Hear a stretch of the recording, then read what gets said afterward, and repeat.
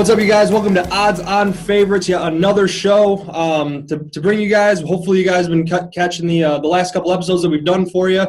This is episode 4. Going to follow the same format here. We're going to rant and rave about a couple things, sports betting. Going to try to throw in a little flair for you guys. So hopefully, you guys enjoy. We're going to start out with our What's Happening segment. We're going to talk about a few different hot button topics that are happening in the sports world right now, see how they pertain to betting, so some odds shifting, different things like that. So we're just going to dive right in here.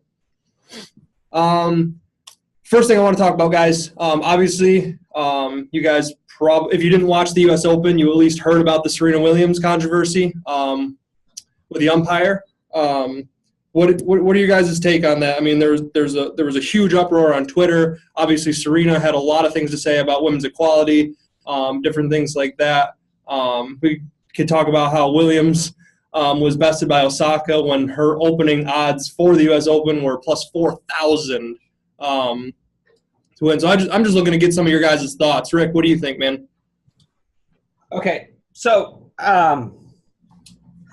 first of all, Serena, listen, I hate refs. Let me just put it out there right now. Ever since I was a troubled teen and got into my troubled adulthood, I have hated refs. I've played sports my entire life, and I'm not a fan of refs. However, in this case, I'm siding with the ref. Yes, for those who've known me for a long time, that is hard for me to say. It hurts. It gives me indigestion, makes my heart hurt. Okay, so Serena was wrong here, okay? This ref in particular, Serena was getting coached by her coach in the crowd, which you're not supposed to do. Everybody knows that. Even though everybody does it, if you get caught, you know you're in trouble. She slams her racket. So she's got multiple infractions already. Before she goes up and says, and says that this is sexism. So then he gives her third infraction, which takes away a game. And then people are pretty much saying, well, that's what cost her the match. No, that's not what cost her the match. She was already down. She already lost the opening set to Osaka. And what ended up happening was Serena threw a fit, threw a huge temper tantrum. And this temper tantrum has just blown up because now you got everybody saying women's rights, women's rights, women's rights. You can't even look at this match anymore. And yet the other woman who was in this match, nobody's even talking about her. Her winning her first Grand Slam title. Her defeating arguably the greatest woman tennis player of all time. Serena's argument is mute in this case. In this case being that ref has also given infractions for same things or similar things to the top men in the world in Grand Slam finals and tournament games.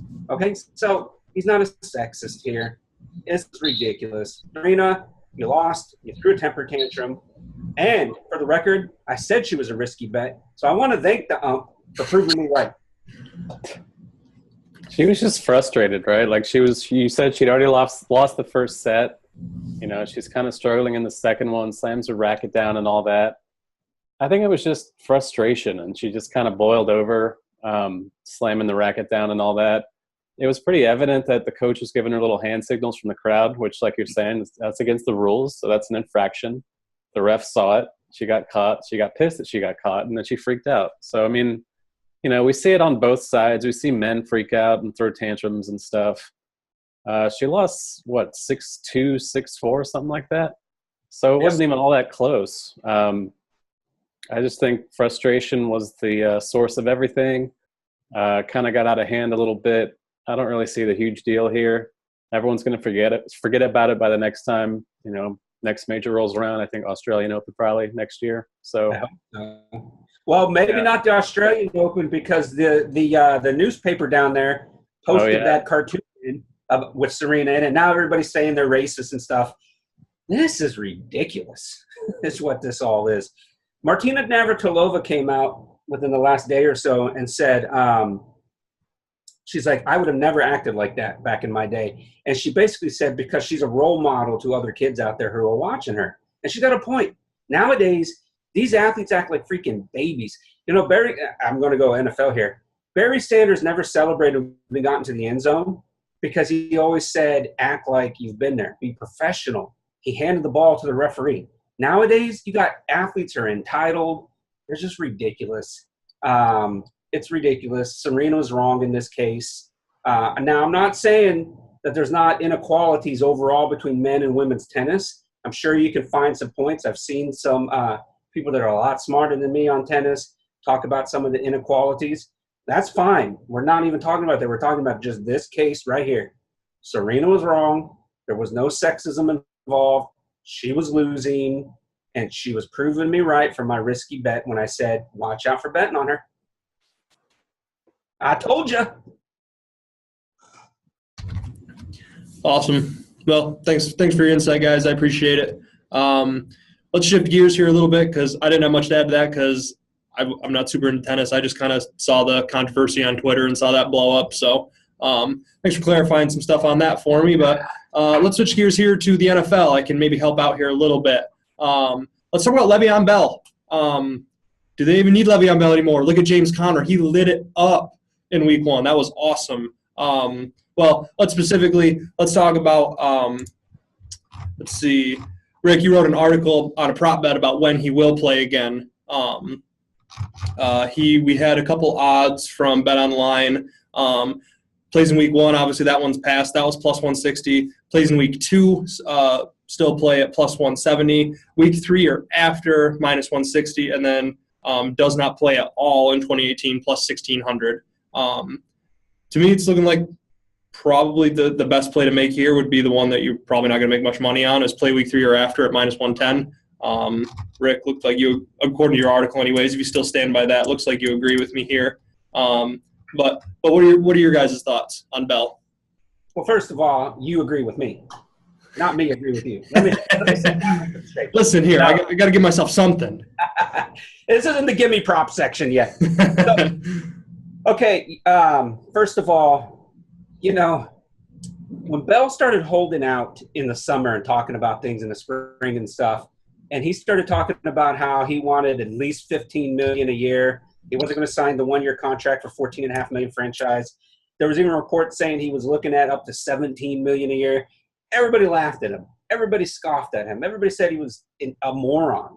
Okay, and I argued back then that he could get $15 million a year from other teams, like maybe the Jets or someone like that who spends a lot of money on big name free agent players. Washington, they have a history of spending money on players.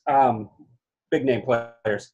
The point, though, is then Todd Gurley gets his massive contract extension, and now you're looking at the whole running back market changing to $15 million a year if you're the top level running backs. Okay, so now Le'Veon Bell sitting here saying, dude, who I've got better career numbers than, just got $15 million a year. Where's my money? I want at least $15 million a year. I want more than $15 million a year. Pittsburgh's not going to budge. Le'Veon Bell's going to hold out. What ends up happening in the first week? Pittsburgh ties Cleveland, but Bell's replacement goes off and has a monster game, James Conner. What's funny, though, I heard one of the broadcasters call him John Connor at first, and I was like, Terminator! So, for those of you who know Terminator movies, another pop culture reference we like to throw in here. Connor goes off, and by the way, for those of you that didn't get Connor on your fantasy team, you're a fool. That's all I can say. You're a fool. So hopefully you'll listen to us when we talk about Bell right now and maybe make some money on the bets. Bell's going to be back before week 10. After week 10, if he's not here, he loses an accrued season from a free agent. His whole goal is to get paid. If he can't be a free agent, then he can't get paid the money he wants to get paid. So there's no way he's not going to be back before then. I think he'll hold out a couple more games, regardless of what Connor does. And when he comes back, as long as he's in good shape, he'll get back to being the starter. However, what Pittsburgh's done here is they have proven they have a running back capable of replacing Bell if Bell ends up leaving as a free agent. So it worked out well for the Steelers in that regard. In regards to Bell, he's going to get paid. He's just not going to get paid with the Steelers. Yeah. No, I agree. I think James Conner did a really, really good job, but you think maybe his week 1 performance is a little early to think that he could be – do you think he's going to sustain those numbers like Conner Just depends on the matchups. Yeah. I mean, Taylor, what do you think, man? He ran for 135 yards and 2 touchdowns. That's something that's hard to sustain over the course of a whole season, especially for a guy that's not proven like that. Plus, it was the Browns. You know, the Browns are supposed to have a good defense, but it's still the Browns. So it was a good game, but color me skeptical. The betting option's obvious, like you were saying. After week 3, minus 110, he's losing like almost $1 million a week by sitting out. And, you know, I'm sure he's well off enough to begin with, but losing nearly $1 million per week is going to hurt eventually. And at some point, like Rick was saying, he's got to come back if he wants to be a free agent. And if the Steelers aren't going to be the ones to fork over the money, then he's going to have to look elsewhere. It'll be interesting to see what kind of money he gets if he is a free agent, just because the running back position is kind of thinned out over the last several years. Teams aren't relying on him as often for the most part. So I'm interested to see which team out there is willing to pay him what he wants. We saw the Bears are willing to pay Khalil Mack, but I think there's more of a market for a standout pass rusher these days than there is a running back. Bell's as good as they come at his position, but, you know, like we saw with Connor, we'll see if that keeps up, but you can replace a running back. Most teams, you know, we saw guys like Arian Foster back in the day come out of nowhere. James Conner seems like he could be another one of those guys. Teams just kind of find running backs and they make it work.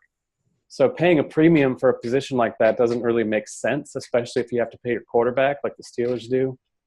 So I don't know. It's going to be a fascinating thing to see. I do think it's a lock that he comes back between weeks 3 and 10. Obviously, he's not coming back this week. It's too late in the week.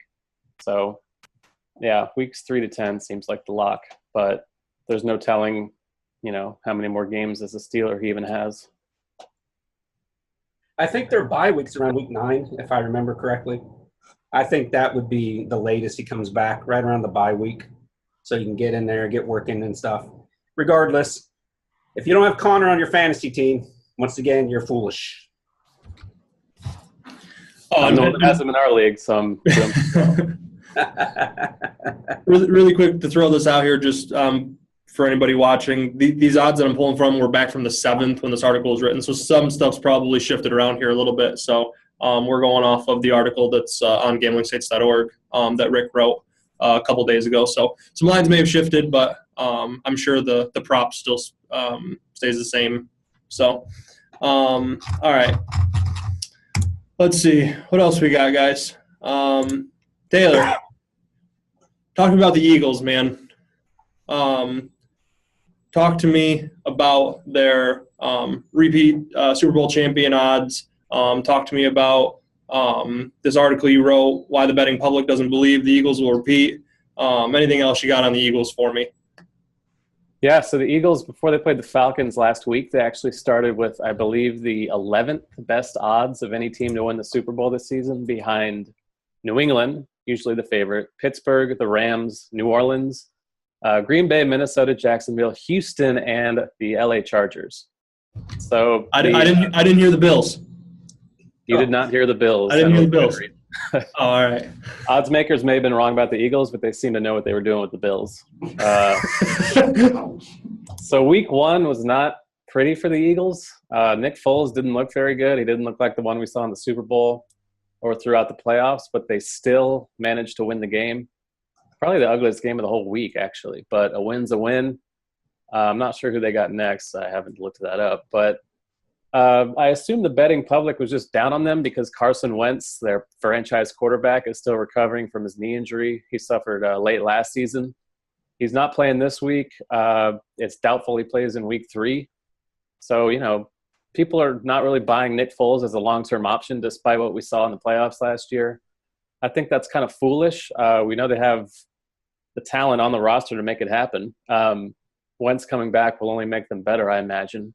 I'm not totally buying Foles as a guy that can keep it up week to week as a top-tier starter. I think what we saw this past week was more like the real Nick Foles than the one we saw in the Super Bowl. But let's see, plus 900 is what I'm seeing for the Eagles right now, which is better than their week 1 odds of plus 1,400. It's just tough to repeat in the NFL. We haven't seen a repeat in the NFL since 2005 when the Patriots did it. So I'm not all that into the Eagles. I see why people are down on them, but you can get pretty good value on a team that knows how to win and has a coach that led them there despite losing their QB. So I think if you can get that kind of profit potential on a team like the Eagles, you can take it. Yeah, Rick, what do you think, man? Yeah, I think because of their preseason, people were jumping off board, jumping off that Philly bandwagon. Not the Philly fans, but, those diehard fans, they'll boo and cuss out their own team, but they're rolling with them until the earth comes to an end. But I think bettors and pundits and odds makers really just overreacted to the preseason. And Philly came in playing against Atlanta, who a lot of people, including myself, thought were going to be better this year, and won an ugly football game. And they did it without Wentz and without Alshon Jeffrey at receiver. So they didn't even have their top receiver either. He'll probably be out a couple more weeks as well. So if Philly can continue to go in and win these games against other top teams in the NFC, then when they get Wentz and Jeffrey back and they're healthier, those odds, first of all, are going to go back, down in terms of they'll be probably closer to odds-on favorite to win the Super Bowl. I don't think – I've said since the summer they're not going to win the Super Bowl again. I just felt, though, that people were just blowing it out of proportion in regards to saying, the Eagles are terrible. Listing 10 other teams ahead of them is ridiculous. I mean, that was just ridiculous. Chargers, Houston, New Orleans, none of those teams – speaking of New Orleans and Philadelphia, they combine here. Philly plays Tampa this week, and we all know how I feel about Tampa. And then opening week, Tampa goes in there and beats New Orleans, and 90% of all the survival pools, everybody loses because we all had the Saints beating Tampa. So Philly should win this week, hopefully. Who knows? But putting them down at 11th, that was just ridiculous. They're going to win their division.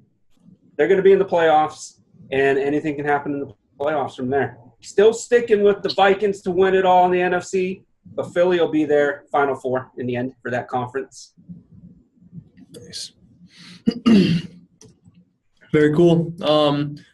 Rick, I want to shift gears here, man, while you're still going. Here's something that I know you feel very strongly about.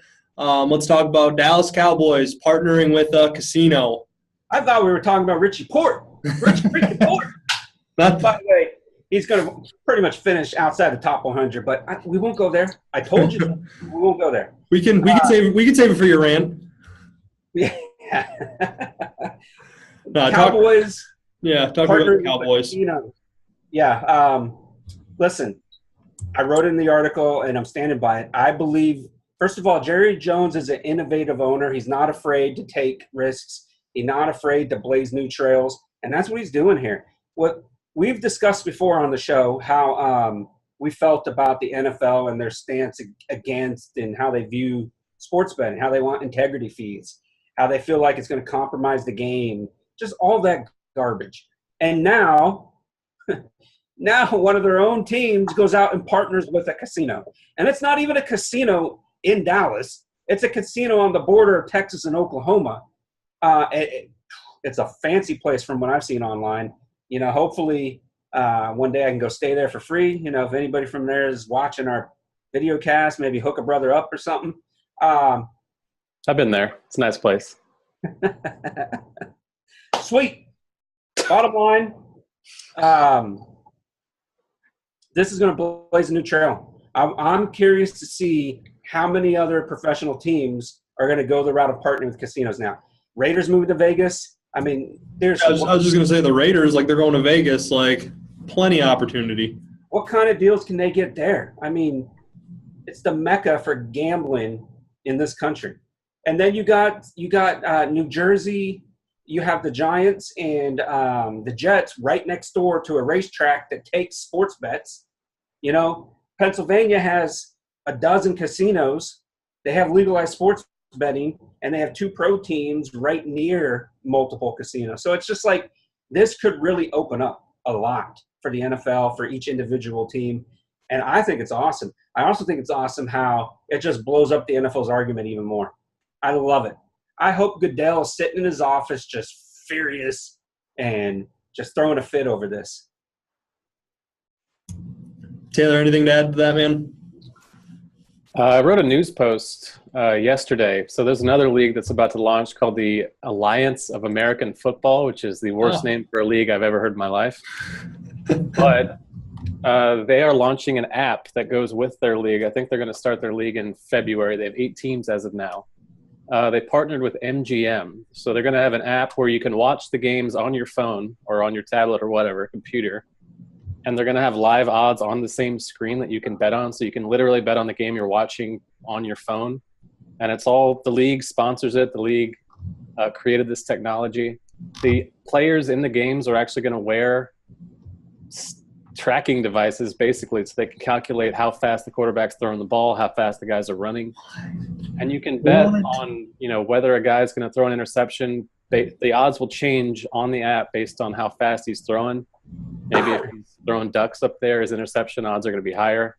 What? Players, according to this guy Charlie Ebersol, founder of the league, the players themselves stand to make more money based on how often people bet on what they do on the field.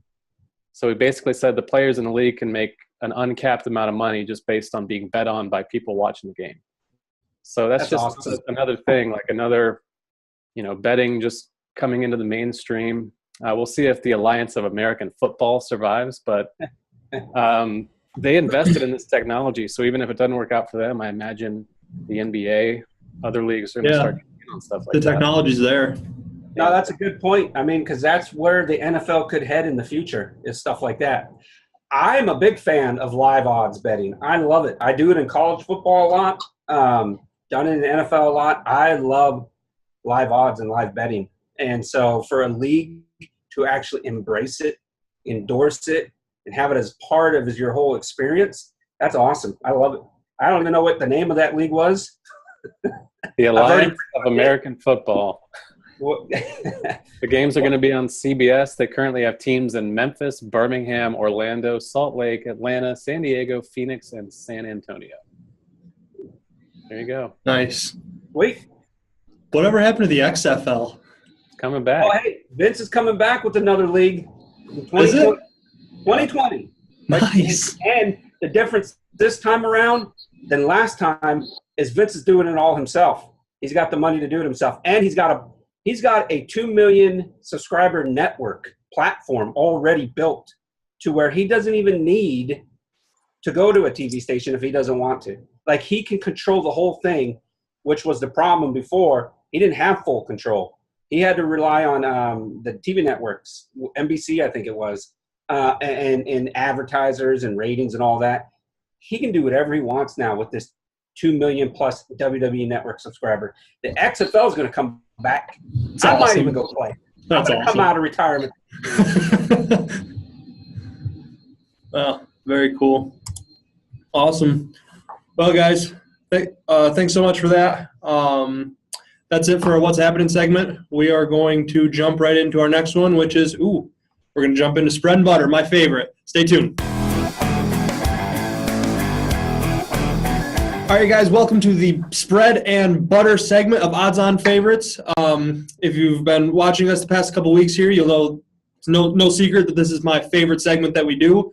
We got Rick and Taylor with us. They're going to give us some of their insight on some of these games. I'm just going to pick a couple here. We're just going to talk about the spread and hopefully give you guys some betting value here. All right, guys, first up, let's go with the Panthers at Falcons. We have a spread of 6, and the Panthers are going in as the underdogs. Give it to me, Rick. Okay, while we were off air, my colleague and I, we both kind of agreed that this spread was a little high based on Atlanta's performance at Philadelphia in Week 1. I mean, in my opinion, Atlanta looked kind of pathetic. I expected more out of him, except for Julio Jones, who, by the way, is on my fantasy team. Same team I have Connor on, for the record. So pretty much these two teams have split the last 10 head-to-head meetings. They're 5-5 each. That's spread. The average points per game was 3 or 4 of each other. I think it was like 23-19 or something like that. And then Carolina's 8-3 against the spread in their last 11 games. Getting almost a touchdown on the road versus a divisional opponent. Typically, divisional games are tougher. They're closer. I'm taking Carolina in this one, even though they only scored a couple touchdowns against Dallas, who I think is going to be terrible this year. It's a divisional game. Carolina has split, like I said, the last 10 games with Atlanta. I'm going Carolina +6 on the road at Atlanta. Yeah, that's just too big a spread. Carolina was a playoff team last year, I think. Yeah, they lost to the Saints.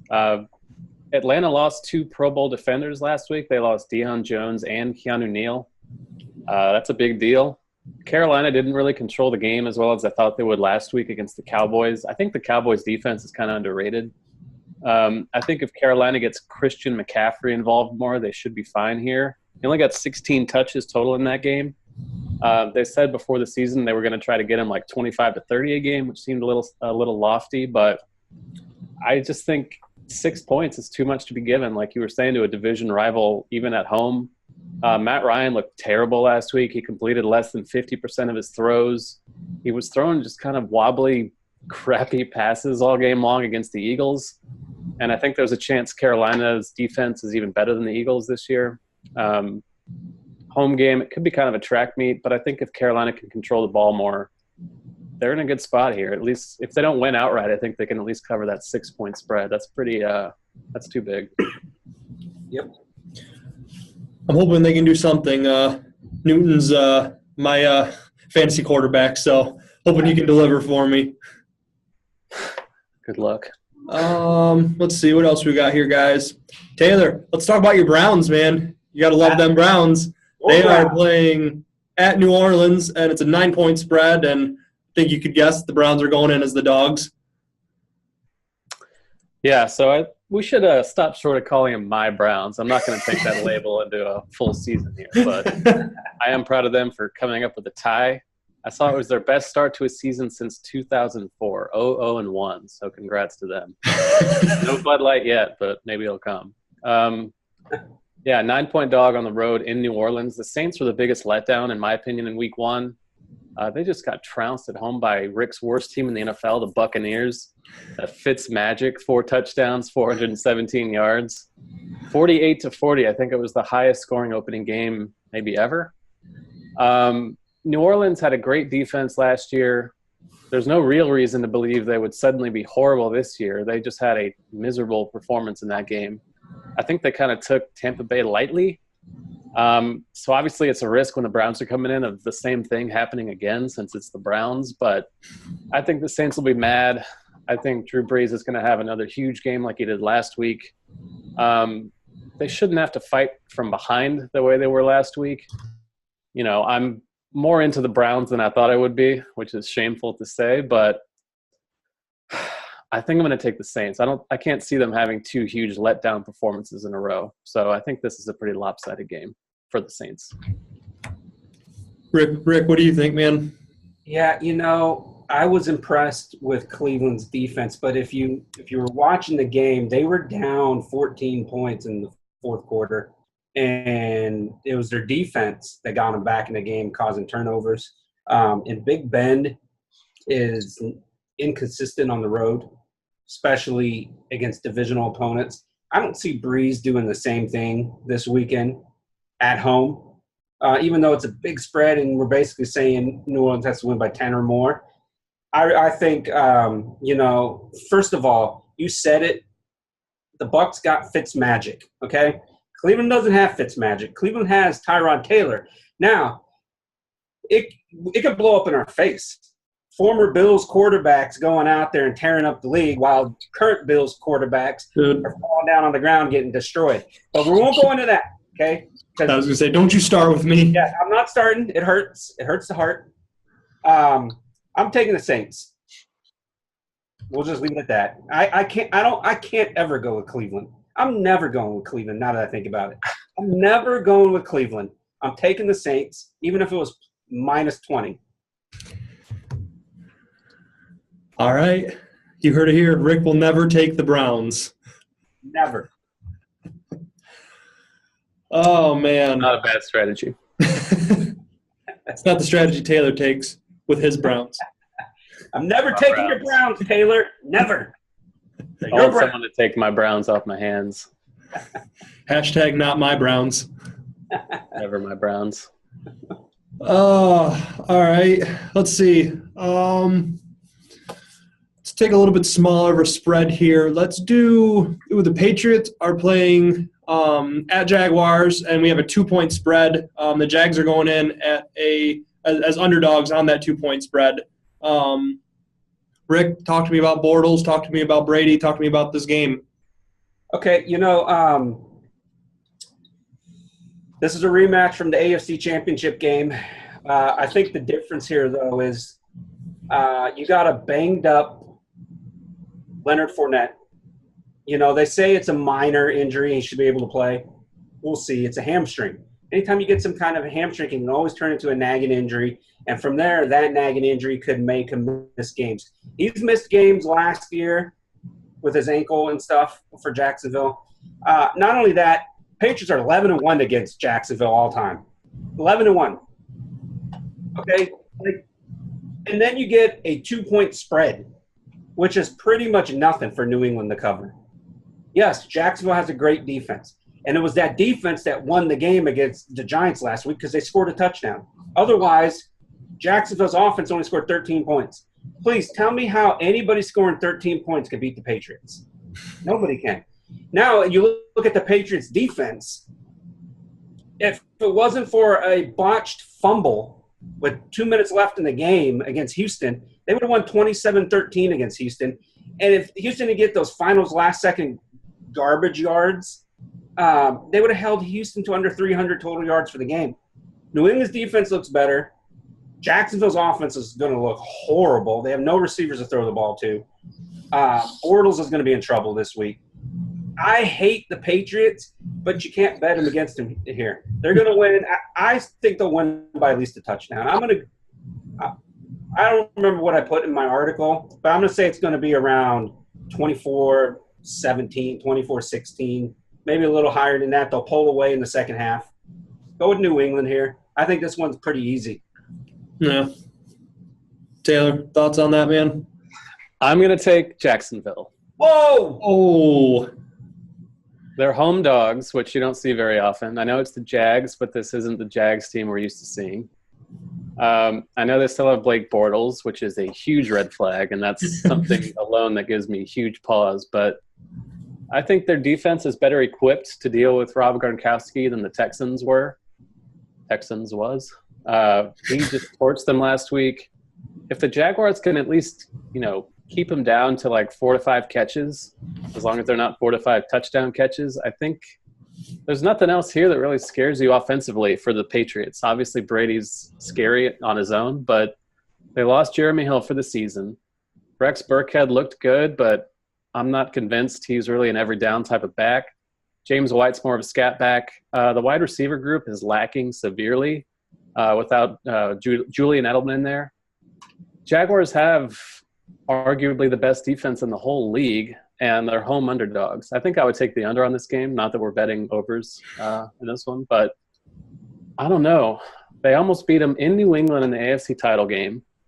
Losing Fournette potentially is a big deal, but I think TJ Yeldon is a serviceable backup. I mean, it just seems like a small spread for New England, and on the road at Jacksonville, not the biggest home field advantage in the world, but I don't know. I think the defense can actually give Brady problems. So I think this matchup's kind of sneaky, and I'm tempted. I don't know if I'd put money on it, but if I did, I think I would take Jacksonville. I don't feel super good about it, but I think the matchup for the Patriots is tougher than you think. I have a general rule of thumb where I don't bet against Tom Brady. I don't like the Patriots. I just don't do it. I avoid it as much as possible. He showed us that in the Super Bowl when they played the Falcons. You don't bet against Tom Brady. That's just my general rule of thumb. You also usually don't bet money down on this for Blake Bortles, but I think an exception to both in this instance. Oh boy! You love the Browns and you love Blake Bortles. They're all yours. I'm feeling good about this one. I like it. All right, guys. How about a 3-point spread versus with the Giants playing the Cowboys? The the Cowboys are at home, and they are favored at the -3 spread, and Giants coming at the dogs. Let's see what do you got for me, Taylor? Talk to me about OBJ. Is he going to get some catches here? Deliver on that money that he got paid? Yeah, he did last week in a tough matchup against the Jags, my Jags. But this is a tough game to peg because I think both these teams suck. So it might be a horrible game in general to watch. It's unfortunate that it's on primetime, but the Cowboys looked horrible last week offensively. Dak Prescott, he got sacked 6 times. The offensive line has injury problems. They got their all-pro center might be out for the year. They lost Dez. They lost Witten. Zeke has to be the focal point of the offense, and he only got 15 carries for 69 yards last week. Panthers on the road is a tougher matchup than the Giants at home, of course, but they got a bunch of new receivers. I'm not totally sold on Dak in the first place, so that's going to take time to develop, I think. There are going to be some growing pains along the way. Obviously the Giants don't look great either. They were terrible last year, but they got Saquon Barkley now, who looks pretty good. He had that one big run that kind of skewed his total, but they still took him number 2 overall for a reason. I don't know. This feels like an ugly game. Could go either way. I feel like the Giants have kind of had the Cowboys' number, especially in Arlington over the years. So you can get them as an underdog on the road against an unproven Cowboys team. I think I'm going to take the Giants, as much as that disgusts me internally. I'm going with the Giants here. Listen, the Cowboys looked pathetic last weekend, and it wasn't even close. Like, they make fun of like Buffalo for having bad receivers. Who does Dallas have as receivers? Who does Jacksonville have as receivers? Neither of these teams have any good receivers. They don't have one Pro Bowl. Well, maybe Allen Hurns, but they don't have one Pro Bowl receiver on either of those teams. Listen, the Giants, yes, they were at home, but they played against arguably the best defense in the league. The thing about Barkley, who, by the way, we are Penn State, Barkley is a home run threat every time he touches the ball. He's going up against a Dallas defense that's not even half as good as Jacksonville. He's going to easily get over 100 yards. I'm thinking he's going to get close to 150 total yards this game. He's going to dominate Dallas. That's going to open up the field more for Beckham and Shepard. And I think Manning's going to have a little bit better of a game. He's not going to be under as much pressure because Dallas's defensive line isn't as good as Jacksonville's. And then not only that, Dak Prescott is terrible. You know what? He's better than Nathan Peterman. Okay, I'll give you that. He's better than Peterman. But you know what? He's had the luxury of playing behind one of the best offensive lines in the league over the last several years, except for this year. Their line's not nearly as good, and now look what's happening. Dak looks like a bad quarterback. Zeke isn't able to dominate games. They have no receivers. They have an average defense at best. Dallas sucks. I love it. The only thing that could be better is if New England sucked. That was it. And we got to wait a couple more years for that. So, yes, Giants on the road. Get me done. Taking it. All right. Cool. Rick, I'm going to let you take this next one. I'm going to shift gears here on us because I know you like to talk college, so I want to do a college spread game here. Hopefully you are comfortable talking about Boise State at Oklahoma State. They got a 2.5-point spread. Boise State's going in as the dogs. I'm more than comfortable talking about it. All right, let's do it. First of all, I'm 4-1 on the year now in my college picks. I just want to 4-1-1, sorry, on my college picks. Just want to throw that out there to you guys. So with this game right here, I'm going Boise State. Listen, Boise State returns a veteran quarterback. Oklahoma State has a first-year starter who's not nearly as good as Rudolph was, and now Rudolph's the backup for the Pittsburgh Steelers in the NFL. Boise State's got a solid running game. Oklahoma State has an okay running game. That's probably their best trait on offense right now. Then when you get to the defense, Boise State had a top 25 overall defense in almost every major statistical category. Oklahoma State was outside the top 75 in every major defensive category last year. This year they come into it. Listen to this. Boise State's played 2 powder puff teams and have ran up the scores against 2 powder puff football teams. Like, It's terrible. They haven't proven anything this year. Yes. Oklahoma State. Boise State played at Troy in the first week. Troy beat LSU last year. Troy is a decent college football team, not like South Alabama Jaguars or Missouri State that freaking Oklahoma State has played. Okay? So the point is this. Boise State's going to go in to Stillwater. They're going to get their biggest win they've gotten in the last couple years. This is going to set up their season to make a run as the Cinderella team this year and try and bust through all the Power 5 conferences and hopefully flirt with the college football playoff spot. Boise State's going to win the game outright. I don't even care what the spread is. They're winning the game outright. Boise State Broncos. Taylor, anything to add to that, man? I'm going to leave that to Rick. He talked me into Boise State, so I'd take Boise State. But I do have a bonus for you. We got TCU playing Ohio State in Arlington, Jerry World. Saturday night, Ohio State's a 13.5-point favorite. I'm a Horned Frog. Horned Frogs playing near their home city, 30 minutes away.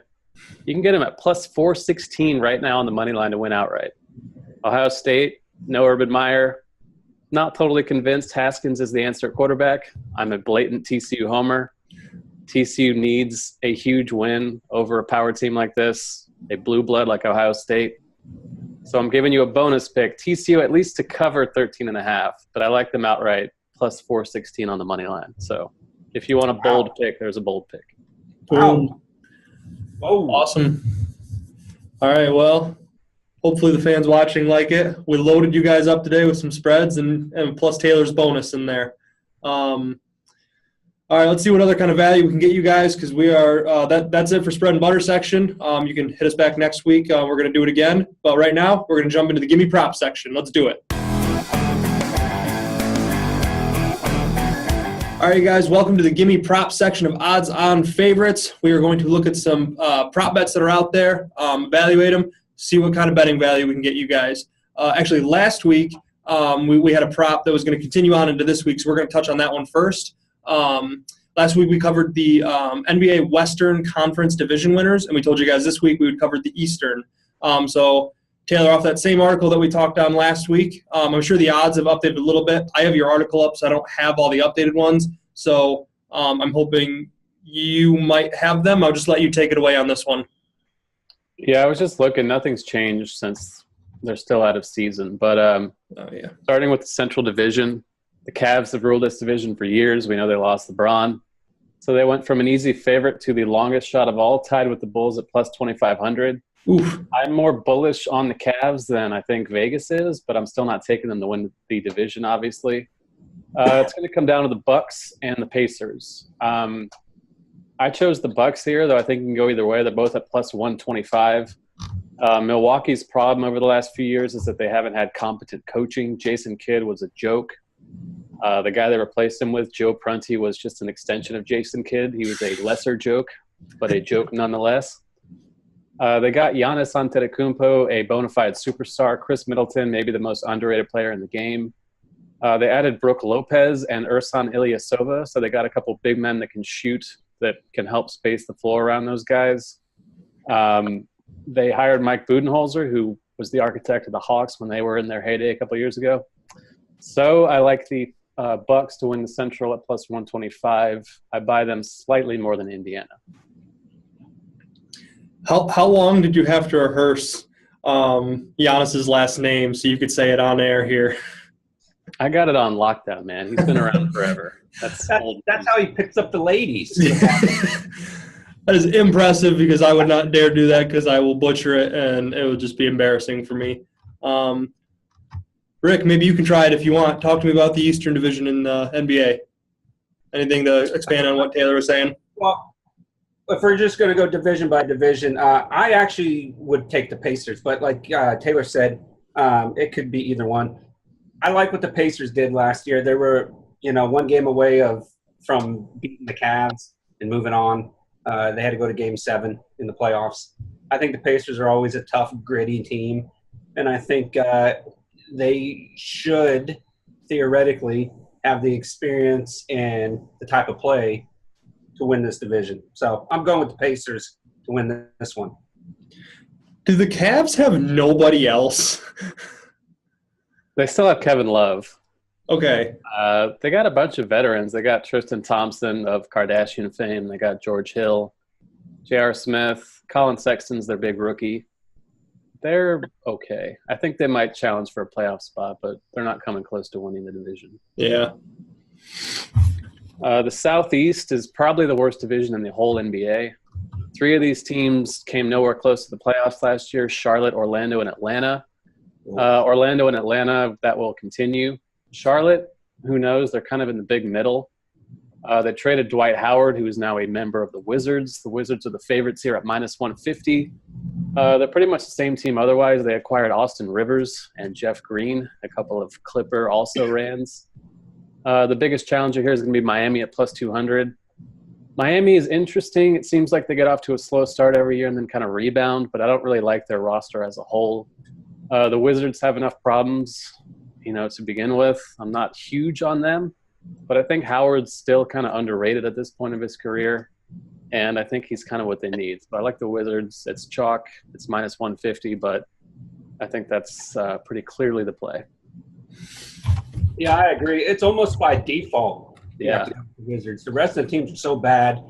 Miami doesn't have as much star power as the Wizards do, or at least top-level talent as the Wizards do. The rest of the division's garbage. Even my Sacramento Kings can win that division, so we'll go with the Wizards. I don't know about that, but they'd at least give it a run, And then we have the Atlantic, the best division in the East. 3 legit teams here. Boston, the favorite, -120.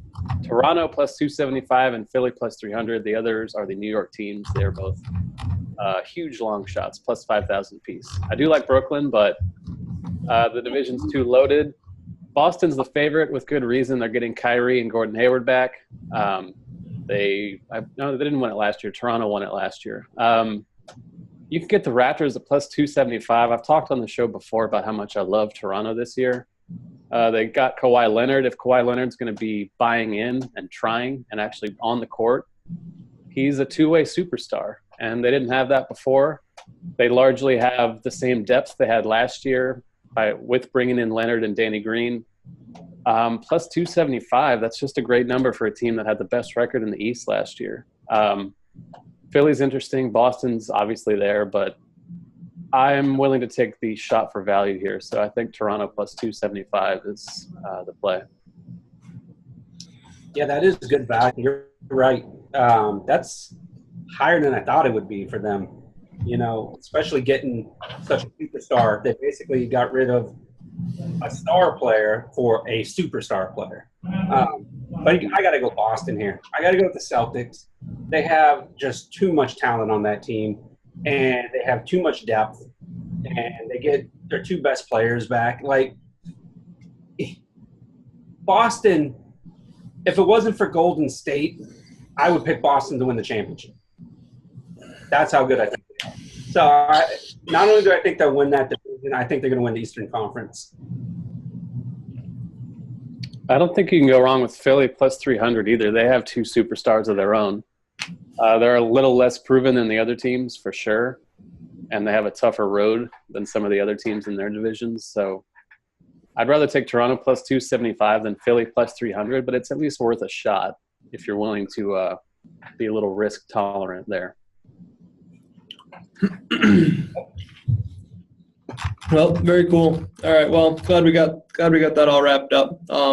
Again, for any of you who are watching, who haven't watched any of our previous episodes, if you want to hear about the Western Conference, we just talked about the Eastern today. That was in last week's episode. If you want to go check that out, we'll leave a link right here. What's up? Check the tape. Check the tape. Check the tape.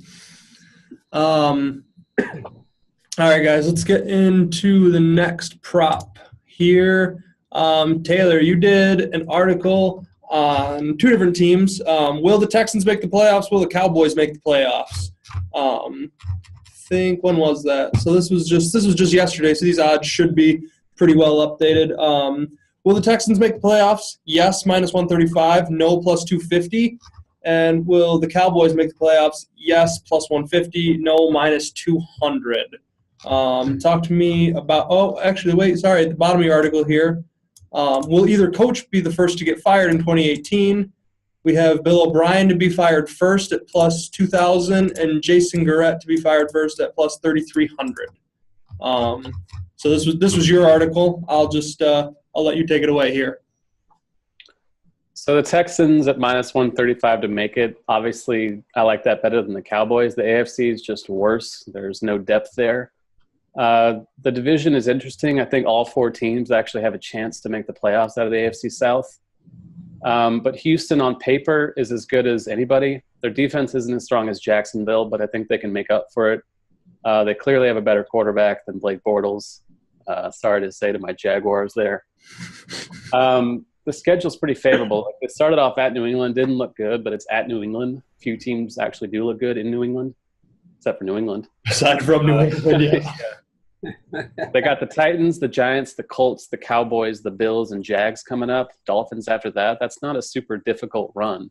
I think they can have a winning record in that span.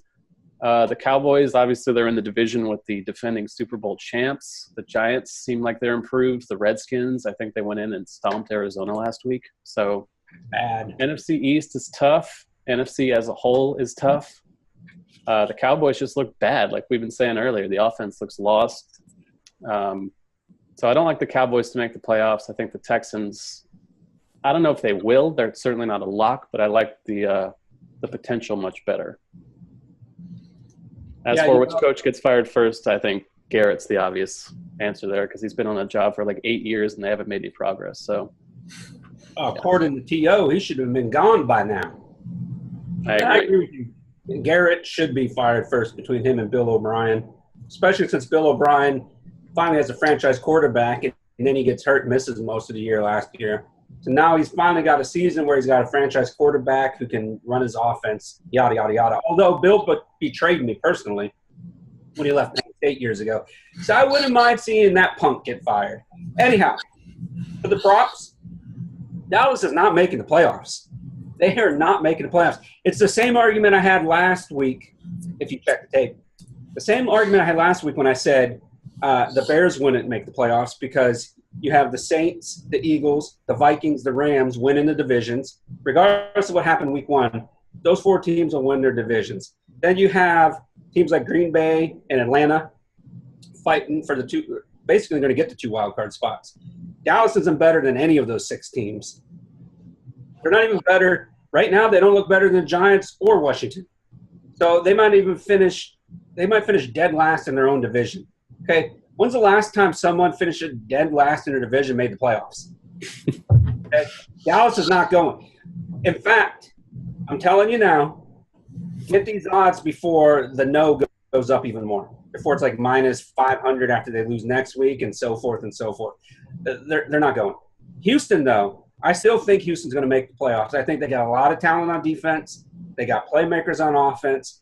I think the Colts and Titans are going to be 500 or less this year. I don't think they're going to be good teams. Titans did not look good against Miami in that game that took a whole day to play with a few delays. And then, they lost Delaney Walker to a broken ankle and whatever else happened. That was gruesome. And he's out for the year. And he's like one of their best passing threats on that team. They got some explosive receivers, good running game. I don't see them even going over 500 this year for Tennessee. Houston should get one of the wild cards. If you look at the rest of the landscape, they're better than the Ravens. They're better than the Bengals. And the Chargers, Chiefs will be fighting for the other 2 wild cards. And I think they're better than Denver. So Houston will make the playoffs. Take them, yes. And Dallas, no. And I love saying Dallas is not making the playoffs. I hate the Cowboys. America's team. Give me a break. Awesome. Make America great again by getting the Cowboys out of the playoffs. Oh, geez. Here we go. Boom. Get you a new hat, Rick. Get you the MAGA hat. Get me a new shirt too. New shirt. Oh boy! All right, let's see what else we want to cover. All right, so I don't have an article that you guys did for this, but I did find an interesting prop on Bet Online. After week 1 of the NFL season, which conference do you guys think is going to win the Super Bowl, NFC or AFC? Bet Online has the odds currently with the AFC at plus 100 and the NFC at minus 120. I think Taylor and I will agree with this one. The NFC looks like the better conference right now. In the AFC, you've got the Patriots and the Steelers that have any legitimate chance of hanging and or beating the Rams, the Vikings, the Eagles, Saints, the Packers. So right now, I think, once again, like I just said with the other prop, those lines, if you can get them now at this low for the NFC, I say take it. Because as these other teams get better and better, I mean, they're basing this on right now is the Patriots. Okay? So as the Patriots do good, the plus 100 is not going to change much. However, if we see the Rams do really well, the Vikings continue to do well, the Eagles to do well, and whoever else, the Packers to keep winning, I think that line for the NFC is going to go up even more. So you got to go to the NFC here, no doubt. Yeah, it's just more likely. Like, how many of these NFC teams would be the best or second best team in the AFC? You could make a legit argument that the Packers, the Rams, the Vikings, the Eagles, the Panthers, the Saints, the Niners, if Garoppolo's the thing, Falcons. If there's just way more talent, there's way more depth. Jags may be the third best team in the AFC, which pretty much tells you all you need to know. Jaguars, I don't think would even sniff the playoffs if they were in the NFC. So yeah, it's all New England and maybe Pittsburgh, but if week 1 was any indication, Pittsburgh's not going to really be a factor. When you tie the Browns, you're not a Super Bowl contender. So, yeah, NFC pretty easily. Yeah, you should definitely bet it now while it's this low. It's just going to get the gap's going to get wider as the weeks go on. So, minus 120. There's still a little bit of profitability there. So, NFC all the way. What did I say earlier, guys? Don't bet against Tom Brady. Yeah, well, listen. Here's the thing: if you subscribe to that philosophy, then let the odds get better and better. And so when it's plus 200 or whatever, then go ahead and hop on the AFC there. Yeah, that was good value when it gets to that point. Until then, it's NFC all the way. Yeah. Well, very cool. Awesome. Well, guys, that does it for our Give Me Props section. Tune in next week to get a new batch of props out there that you can potentially make some money on. We are just going to get rolling right here into our next segment. Stay tuned. All right, you guys, welcome to the Risky Bet section of Odds On Favorites.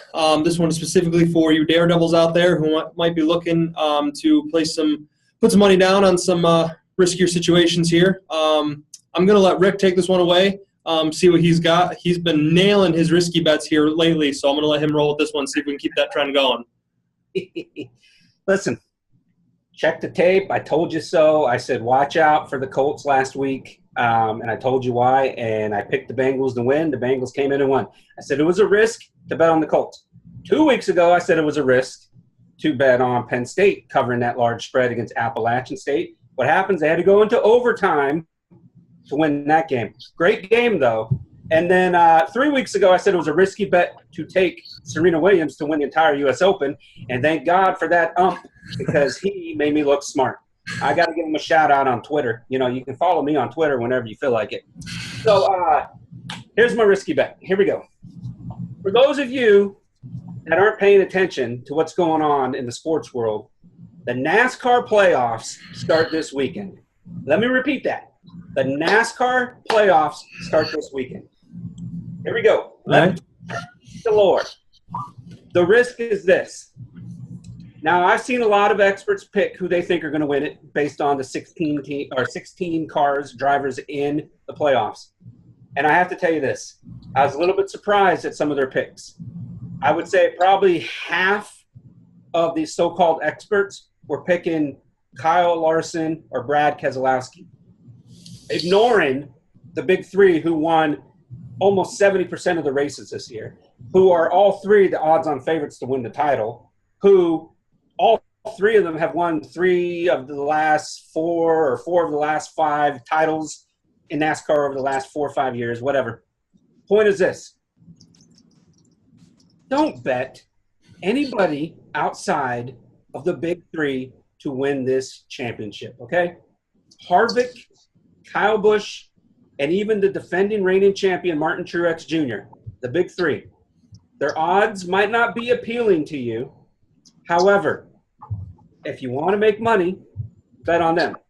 If you want to take a risk and possibly lose your money, go against someone who's 3-0 in his risky bets, by all means, take someone like Larson or Keselowski or Chase Elliott or Joey Logano. By the way, Joey Logano, sneak pick for this weekend. Taylor, I kind of zoned out there for a little bit. Yeah. What do you got for me for risky bets? So this week, I think I'm going to take the Buffalo Bills to win. I'm not actually doing that. That was a joke. They're definitely not going to win. Oh, my goodness. Fire him on the spot. Wow. Sorry to break your kick you off the show. Wow. I mentioned it earlier. I'm going to take the Jags to at least cover the 3 points. No one cares. 2 points. 2 points against New England. I explained it earlier. Defense is legit. I don't think the Patriots' offensive weapons are that scary. I think they can handle Gronk. As long as Bortles can, make things happen with his legs a little bit, I think they have a chance. I think it'll be an ugly, low-scoring game. So my bet would be the under on 45, and I like Jacksonville to cover the spread. You could have at least given me the Bills covering the spread for a risk. Here we They're go. not covering that spread. Circle in the wagons. I have no faith in my Chargers, but I also have no faith in your Bills. So that's a tough one. It's fair. It's fair. But we have Josh Allen starting now. Oh, he doesn't care. At least prepares. Just you wait. Crap. All right. Well, Can't be any worse. there you have it, guys. You heard the risky bets. Like I've said before, Twitter handles are down below if you want to just talk trash about them. Mine's down below as well. You don't have to talk trash about me. I didn't give you a risky bet. But what we're going to do now is we're going to move into our next segment. We're going to talk about easy money here. So be sure to stay tuned for that.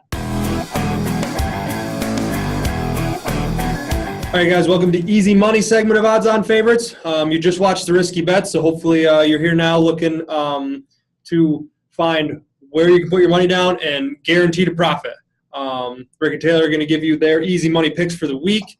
Hopefully they're right, and you guys can win some money. Taylor, let's look to you, man. Give me your easy money, and if you say anything about the Bills, I'm firing you. I won't say anything about the Bills, but I will take the Chargers -7. You're so fired. Without mentioning the opponent this week. Chargers got rolled at home last week by the Chiefs, which is a little discouraging since a lot of people kind of like them for the Super Bowl. Joey Bosa was out, which is a big deal. They weren't able to generate a consistent pass rush. I'm pretty sure he's out again this week. Maybe he's questionable. Obviously, if he's in, then that makes things easier for Los Angeles. Almost went San Diego there. The offense was fine last week. Keenan Allen did his thing. They dropped a lot of passes, which was annoying. Phillip Rivers had a great game. He would have had a greater game if Mike Williams and Tyrell Williams actually had hands. Going on the road this week, 7.5, facing a rookie quarterback in his first start. I don't need to convince you guys, I don't think, why this is a good bet, but I will take the Chargers to get back on track for easy money. Well, Rick, help me out here a little bit. For the record, Bosa's not playing, okay? So Buffalo has a chance. I will give them more than a 0% chance now. There you go. That's all we need. That's all we need. You saying there's a chance. Okay, here we go. My easy money pick. Yes, I am going to NASCAR. Why? Because it's the playoffs this week. I gotta put a cap on your NASCAR talks. If it was baseball playoffs, you would let Taylor talk until he's blue in the face. If it was basketball, football, we'd be talking playoffs.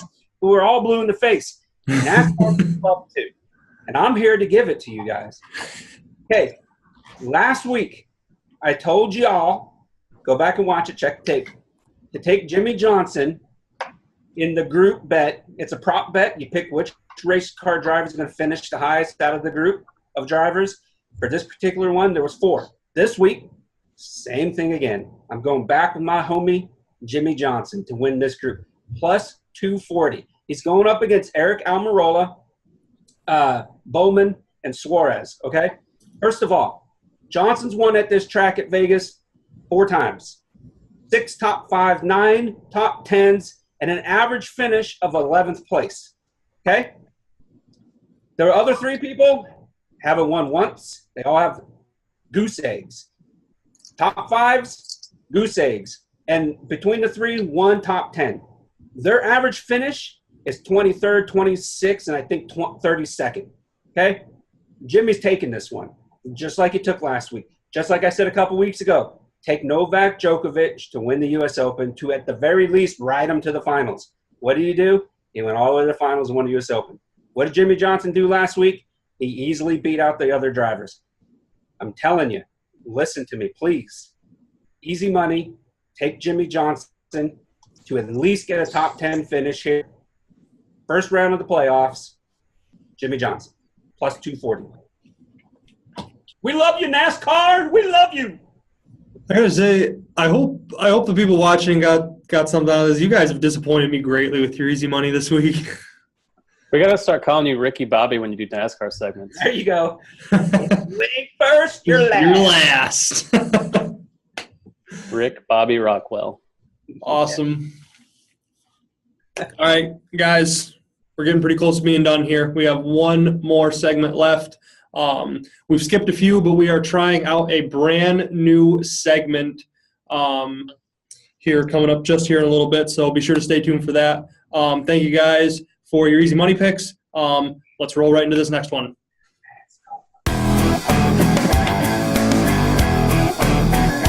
All right, guys, welcome to the brand new segment here. It's Odds on Favorites called Show Me the Money Lines. We are just going to go through the second week in the NFL, all these games here, and Rick, Taylor, and myself, we're just going to pick winners straight up based on that money line. We're going to do this week to week. We're going to every week, so like in next week's episode, you can tune back to this one, not have to tune back to this one. We'll leave our scores and a running tally with our ROI in episodes to come. So hopefully you guys enjoy this. This is going to be something that's more fun for us than anything, but hopefully you guys get something out of it. Guys, let's dive right in here. We have the Baltimore Ravens against the Cincinnati Bengals. Rick, straight up pick here. Oh, I'm going with the Bengals. Wrote about it, taking it, going with them. Bengals at home. Bengals at home. Yeah, I mean, no. Yeah, I'm doing the same. I hate the Ravens so much. I cannot stand them. They murdered my Bills last week. I want nothing more than to watch the Bengals destroy the Ravens. So yeah, I'm taking the Bengals straight up. All right, guys, just going down the list here. Oh, by the way, people that are watching, the list I'm reading down here, these are just all odds. I'm just reading down the list that BetOnline has. I forgot to mention the money line for the previous game. The Bengals is minus 108 on that money line, by the way. That was the out on the spread. I read that wrong. Bengals are plus 100 on that money line. Guys, we have the Colts and the Redskins. Colts at the money line plus 205 and Redskins minus 245. Rick, what do you got for me? Washington at home, whatever the money line is, taking Washington. I will take Colts plus 205. Taylor, I think I'm going with you here. I'm going to take the Colts plus 205 here. I like it. Guys, Panthers at Falcons. Minus 240 money line for the Falcons, plus 200 for the Panthers. You know, we briefly talked about the spread of this game and the spread and butter. Yep. And I don't think Atlanta's covering that spread. I have a hard time picking Carolina to win. However, with that plus 200, I'm going with that. Give me Carolina plus 200. Yeah, I'm not sold on the Falcons. I think they looked bad last week. Tough matchup again this week. So I will take Carolina on the road as well. Well, that makes three of us because I'm also going to take the Panthers. I got high hopes because, like I said earlier in the show, I have Cam Newton as my quarterback in fantasy, so I just like to see him deliver for me. So, but I'm also going to take the Panthers at plus 200 here. I don't even want to do this one. We have the Chargers at Buffalo. Embrace it. Buffalo Bills plus 250, Chargers minus 300 on the money line. Rick, give it to me. You know what? Why the money line should be higher for the Bills? That upsets me. Yeah. That upsets me because it should be higher. Yeah. You know, because I am here to try and help y'all win some money, you have to go with the Chargers here, money line. Until Josh Allen proves he can hang. That's all I'm saying. Now I'm depressed. Yep. I think you know where I'm going. All right. Well, yeah, I'm going with the Chargers. All right, let's move on. We'll move on to the Chiefs and the Steelers. The Chiefs are going to Pittsburgh here. Chiefs are the dogs, plus 175 money line. Steelers got a minus 205. You know, Mahomes looked fantastic last week against the Chargers. First road test as a starter going up against Pittsburgh in Pittsburgh. Pittsburgh's opening home game of the season. Got to go with the Steelers. Steelers' offense looked horrible last week. Chiefs' offense was better than a lot of people expected. I'm not sold on their defense, but just trying to be different. I kind of like what the Chiefs are doing, so I'll take the Chiefs plus 175. Taylor, I'm siding with you a lot today. I'm going to take the Chiefs just because I didn't like how Big Ben looked last week. You know, threw a couple interceptions there. I just didn't like how their offense looked. I'm going to take the Chiefs here at the plus 175 money line. All right, guys, we got the Dolphins and the Jets. The Jets are favored minus 145 money line. They're playing in New Jersey, and the Dolphins plus 125 on the money line. You know, those aren't bad lines there. You have to go with the Jets at home because look what Darnold just did. Monday Night Football, first game, picked himself up after the pick six, dusted himself off, had an amazing performance. Jets, Jets, Jets, Jets. This has to be like the first time the Jets have been favored in a game in a long time. So it's kind of scary, but Darnold looked legit. Dolphins, I've never sold on Tannehill. I know they won last week, but that franchise just seems really spare. So I'm going to take the Jets, even if it's disgusting. Yeah, I'm going to take the Jets also. I'm a fan of Darnold. I liked what I saw. You know, obviously he threw that first pick six, but, you know, like Rick, like you said, he picked himself back up and he showed what he could do. So, yeah, I'm going to take the Jets here also. All right. Rick, this will be a fun one for you. We have the Eagles at the Buccaneers. Eagles! Minus 170 for the Eagles, plus 150 for Fitz Magic. That's it? Minus 170? That's all? Yep. Plus 150 for Fitz Magic. Dude, the Magic's dead. Here we go, Eagles. Fly, Eagles, fly. Yeah, I don't know if the Bucs are going to be able to sneak up on anybody anymore. So as tempting as that is, and as much of a believer as I am in Fitz Magic, I have to go with Philly. I'm going to stray off the path here. I'm going to go with the Bucs. Oh my Wow. I'm going to hop on that Fitz Magic bandwagon here just for this week. We'll see what he does, but he's on a high right now. I think he might be able to at least compete, and I think that they could pull off one. I'm not going to say they're going to blow him out or anything, or it's going to be as high of a scoring game as it was against the Saints last week, but I like him to produce, and I like the plus 150 potential here on the money line. So I'm gonna take the Bucs. Bold. Mm-hmm. We'll look at it next week. Taylor, your Browns. They're playing the Saints. Browns plus 330 dogs. Saints. They're at New Orleans at minus 400 for the Saints. What do you got for me, Rick? You have to go with the Saints at home over the Browns. Yeah, I'm not really even sure why I even talked about this one here. Yeah. Taylor, you're picking the Browns, obviously. I mean, I don't see how the Saints can flop in back-to-back weeks against a bad team again, so I'll take the Saints against my Browns. I'm going to take the Saints against Taylor's Browns also. It's not like this my Jaguars and my Browns thing we have going on. Hey, you love Blake Bortles. Probably got a poster of him right on the side of the camp. I'll bust it out. Guys, I'm gonna gloss over the Cardinals-Rams games here. I think we can agree on it. BetOnline doesn't have any money lines on there, so I'm just gonna skip right into the next one.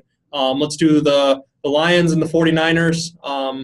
49ers are at home, minus 260 for the money line. Detroit Lions coming into the Dogs at plus 220.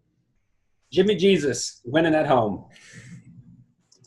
Yeah, I'm a huge fan of Jimmy Garoppolo. I think he's going to be – at the end of the year, I think he'll be thought of as a top 5 QB. That's my bold call. So I'll take the Niners here. I mean, I'm gonna take the same pick to take the 49ers to win. I was not overly impressed with Matt Stafford last week. So, yeah, I'm going to go with the 49ers here also. We touched on the Patriots and Jaguars a lot throughout the show, so I'm going to gloss over that one. Let's move on to the Raiders and Broncos. I'm taking the Jags, though. Raiders and Broncos. Oakland Raiders are going to Denver to play. Denver's got the home field advantage, and they are favored minus 250 on the money line. Raiders plus 210 going in there. What do you got for me? I wrote my pick on this one, so you can check it out at the site. Yeah, Denver wins easily, probably by 10 points. Raiders looked really bad in the second half against the Rams.